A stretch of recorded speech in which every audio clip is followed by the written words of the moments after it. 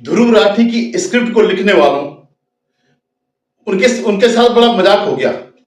जो ध्रुव राठी की स्क्रिप्ट लिखते हैं भारत के खिलाफ, हिंदुत्व के खिलाफ, हिंदुओं के खिलाफ, इस देश की डेमोक्रेसी के खिलाफ, उनकी स्क्रिप्ट जो है दिल्ली पुलिस ने बदल दी। आप सबको पता होगा कल क्या हुआ। कल जो है जो कॉकरोचों की जो पार्टी है, कॉकरोच जनता पार्टी करके जो भी इन्होंने बनाई है कुछ लोगों ने मिलकर के, और विदेशी उसमें जो है ज्यादातर जो उसके मेंबर है विदेशी थे। उन्होंने दिल्ली में एक स्क्रिप्ट लिखी थी कि हम दिल्ली में वो करेंगे।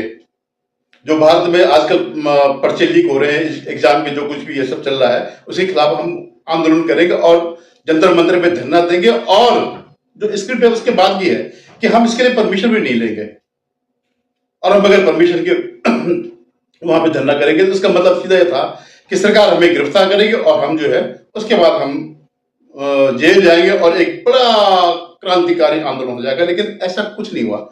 इन्होंने परमिशन मांगी और पुलिस ने एकदम पे हाथ जाकर परमिशन दे दी। अब इनके तो स्क्रिप्ट में था ही नहीं कि हमें धरना भी करना है, इनके तो जेल जाने की वो थी कि हम जेल जाकर के हल्ला मचाएंगे। एक्चुअली जो पार्टी हुई, हमारे जो सीजीआई है, उन्होंने एक जो ये फर्जी डिग्री वाला है जिनमें ये भी सब शामिल होंगे, इनके बारे में एक टिप्पणी करी थी कि ये जो है कॉकरोच देश में लगे, जो सचमुच 100% सही बात है। ये कॉकरोच ही है।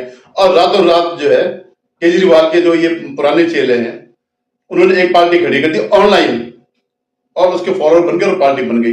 एक्चुअली ये जो है ये केजरीवाल 2.0 संस्करण है। ये सब कुछ सारे चेले केजरीवाल के हैं जो इस देश में अराजकता चाह रहे थे। और इस देश में दो किस्म के लोग हैं नेता। एक केजरीवाल जैसे लोग हैं जिनको प्लांट किया गया भारत में।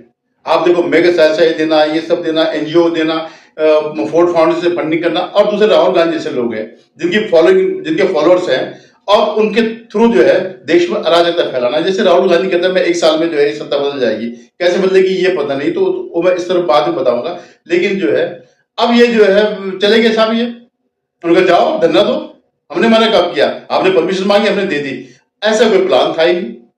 तो उसमें ज्यादा लोग तमाशबीन थे, इनके तो 100-200 भी नहीं थे।